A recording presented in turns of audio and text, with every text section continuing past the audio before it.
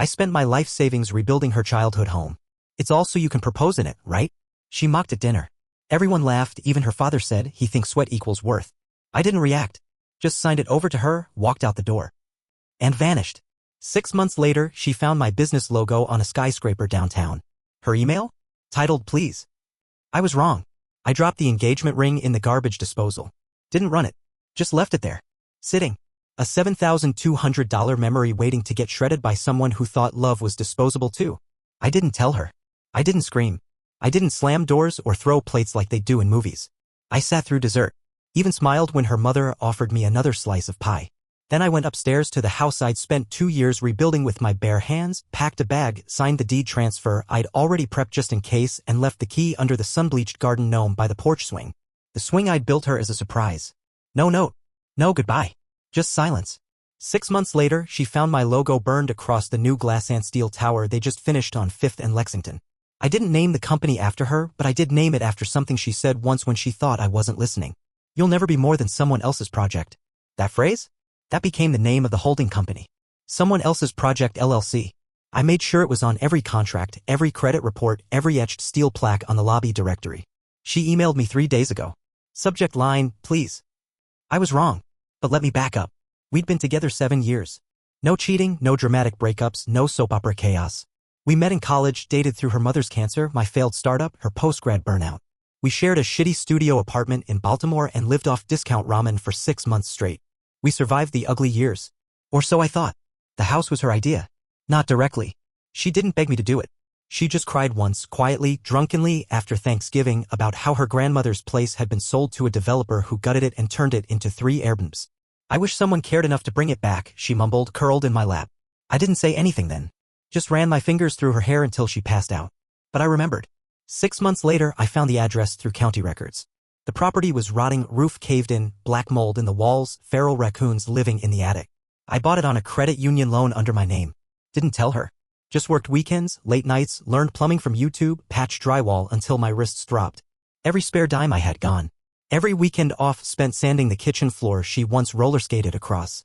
I planned to propose the day it was finished. Invite her in blindfolded. Take her through the restored hallways. End at the spot where her grandpa used to read to her under the window seat. Ring in hand. Down on one knee. But the night before, her dad invited us to dinner. Whole extended family. Fancy reservation. She joked, he probably thinks you're finally asking his permission. I thought it was a joke. At dinner, they poured wine. Passed roasted duck and bitter jokes. Her uncle cracked something about my manual labor hobby and her dad followed up with, he thinks sweat equals worth. They all laughed. Even she laughed. Then she said it. So, it's all for the big proposal, right? She smirked, raising a brow. I mean, why else rebuild a house no one wanted? Laughter again. Her cousin high-fived her. I waited for her to catch my eye. To realize the knife she just twisted. She didn't. She kissed my cheek and whispered, love you, babe, like I was just some background character in her highlight reel. So I smiled. Played along. And vanished. I walked away from the house. From her. From the life I'd been trying to build. Everyone thought I'd cracked. Ghosted her. Had a breakdown. What I really did. I took every ounce of knowledge I'd gained rebuilding that house, permits, subcontracts, loan leverage, flip equity, and started something under the radar. Quiet investments. Short-term flips. I took a job under a false name at a luxury firm. Learned their dirty secrets. Collected clients. Built capital. And then I launched my own. Not flashy. Just efficient. Cold. Unsentimental.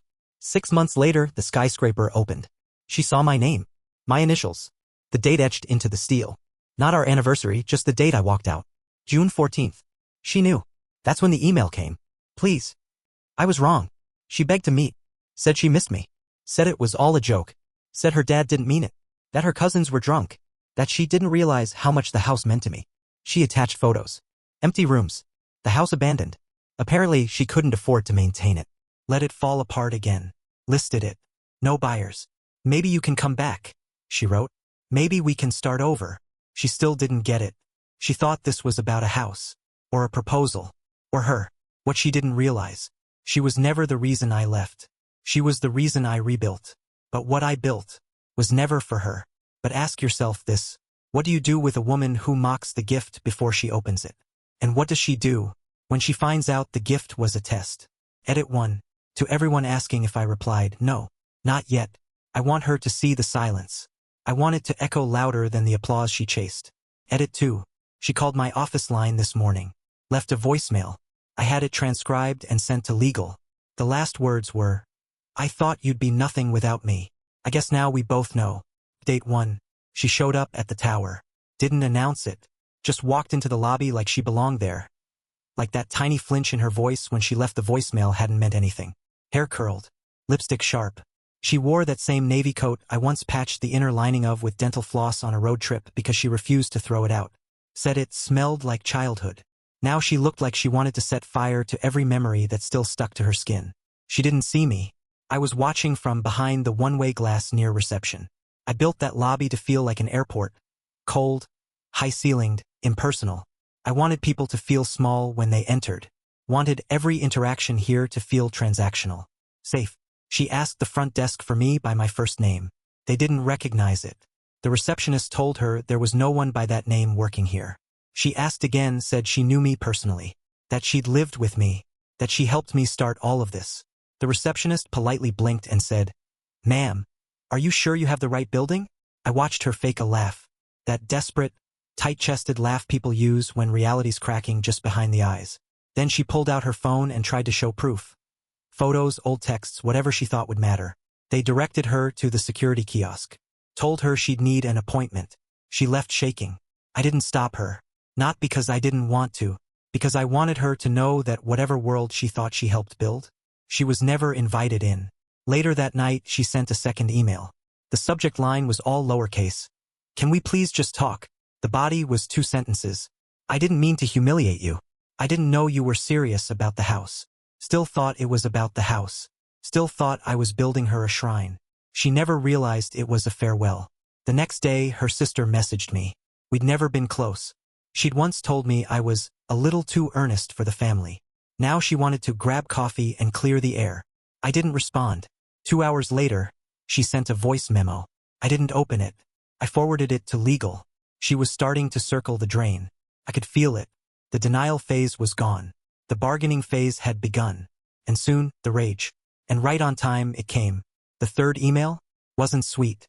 "You abandoned me. You just left. Like a coward. After everything I gave you.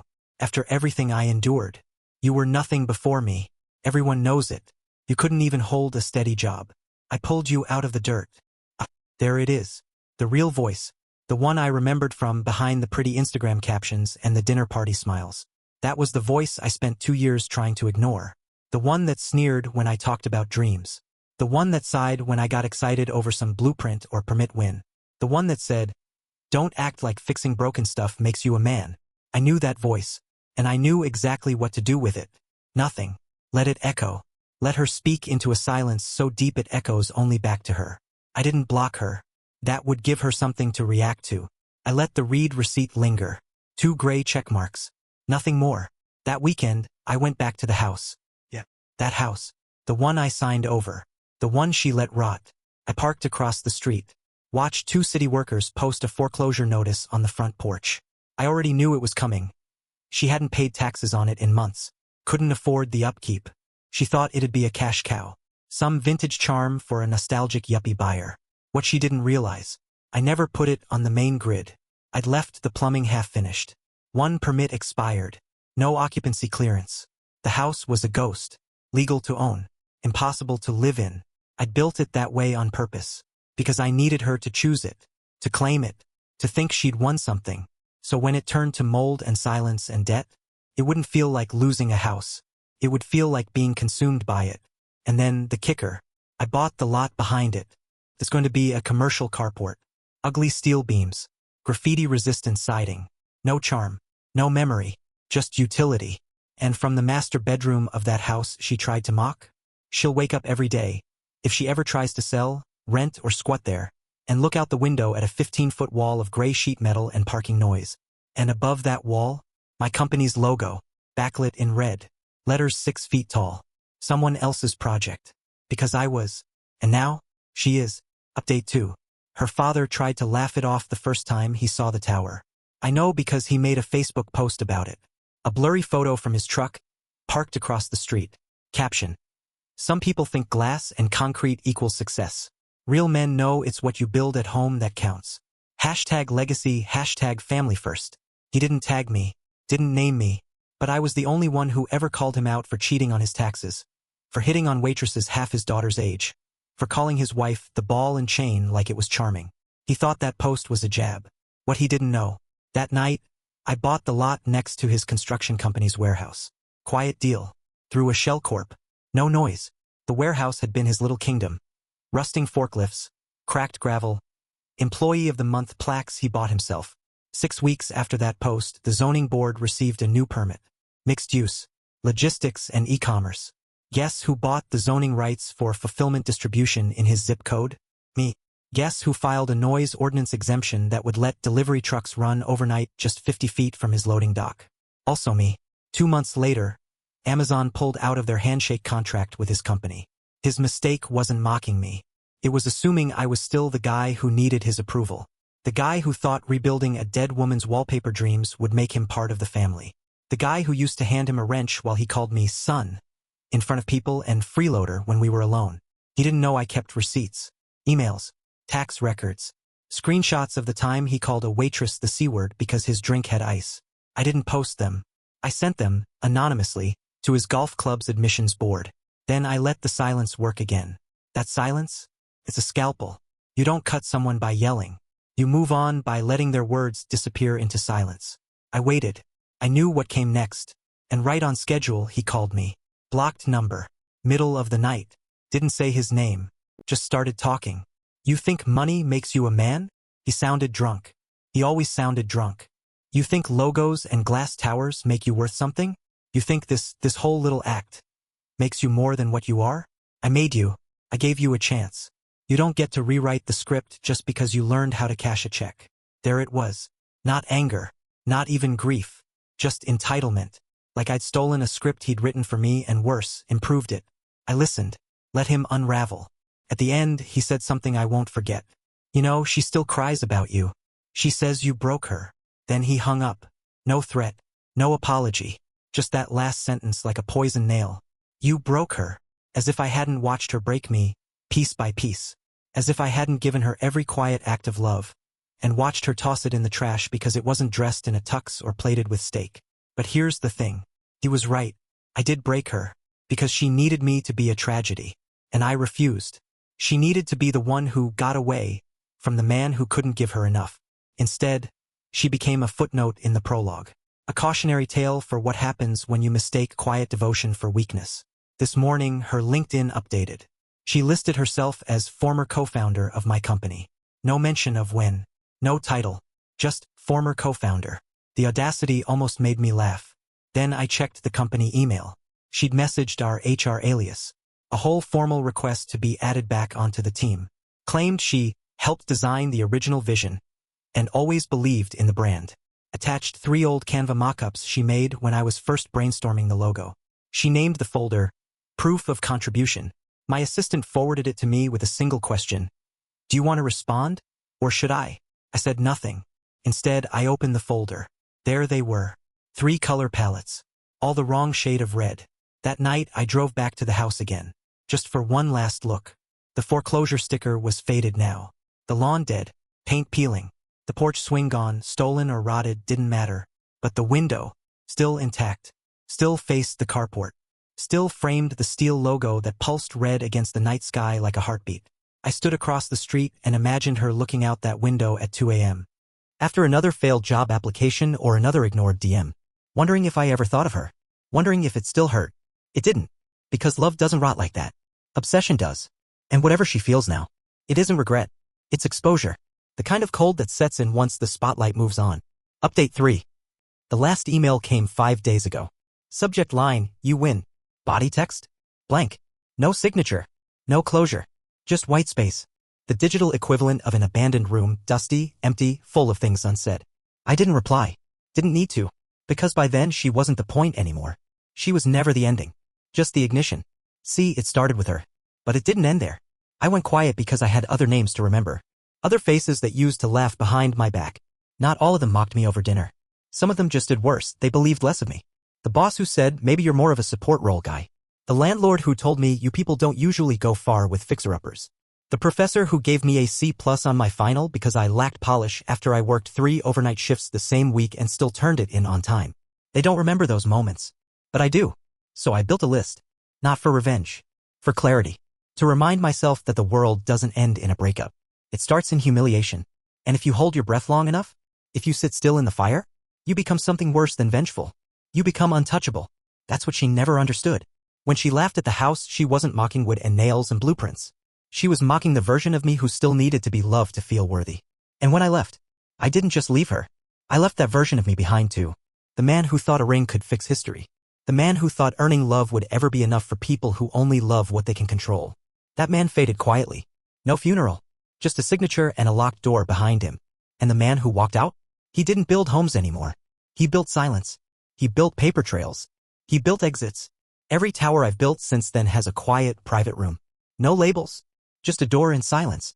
No one knows what it's for. But I do. It's not for meetings. It's for memory. It's for sitting alone in the echo of who you used to be and realizing that power is never loud. It's quiet. It's choice. It's absence. She doesn't cry about me anymore. I checked. A mutual friend posted a photo of her last week. She was smiling. Arms around a guy who looks like a version of me if I'd stayed soft. He wore a flannel shirt. She wore her old necklace, the one I gave her before I knew better. I stared at the photo for a while. Not out of sadness. Out of curiosity. Because that smile wasn't happiness. It was survival. It was someone who still hasn't figured out what she broke and who she became after. But I had figured it out. I've spent years now building a new version of myself. One who never needs the room to clap. One who builds things people fear to compete with not because they're flashy, but because they're inevitable. The final nail in this whole story came 2 days ago. A letter. Not digital. Handwritten. No return address. But I knew the handwriting. Still rounded the same way. Still curled the Y like she was signing a yearbook. Inside was a check. $14.72. I laughed when I saw the amount. No note. Just the check. But I knew what it was. That was what the ring cost to resize back when we were broke. I had paid cash every last dollar I had that week. Told her it was for the future. She never knew I skipped 3 meals to afford it. Now she was sending it back. Not to repay me, but because she finally understood. That $14.72 was the last piece of her I ever gave away freely. And now she was trying to erase it. Too late. The ring was gone. The house was rotting. Her name was nowhere in my company. And me? I was already gone before she ever said you win. Because that's not how this works. This wasn't a game. It was a metamorphosis. And the worst part? The part that'll keep her up at night? Isn't that I walked away. It's that I was always capable of doing it. She just never believed I would. That's the thing about people like her. They think loyalty means permanence. They think kindness means weakness. And they think love means ownership. But it doesn't. It just means I gave her a chance. And when she mocked it, I stopped giving. Yeah? She'll spend the rest of her life wondering how many other people are just like me. How many silent ones become storms. How many quiet yes men become the architects of her exile. And when she hears my name, because she will hear it on headlines, in meetings, in rooms she'll never be allowed into, she won't think of the boy who rebuilt her house. She'll think of the man who built his own empire from her laughter. And she'll remember that every time she opened her mouth to mock me, she was feeding the fire that forged me.